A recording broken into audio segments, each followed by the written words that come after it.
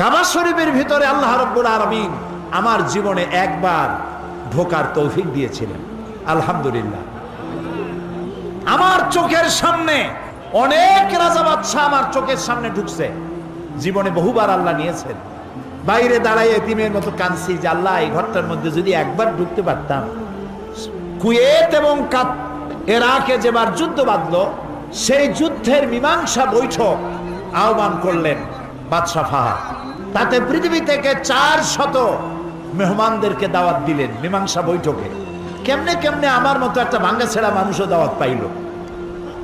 আমি তখন যখন প্লেনে উঠেছি, তখন আমার মনের মধ্যে একটা চিন্তা হলো, সারা জীবন যে আশাটা করতেছিলাম আল্লাহ যদি এইবার এটা পুরো করতে, আমাদেরকে হোটেলে নিয়ে জায়গা দেওয়া হলো। এশার নামাজের পর একটা ব্রিফ কেস দিল সমস্ত মেহমানদেরকে। ব্রিফ কেসের ভিতরে কাবা শরীফের গেলাপ পাইলাম, আতর পাইলাম, জায়নামাজ পাইলাম, আর পেলাম অনুষ্ঠান সূচি।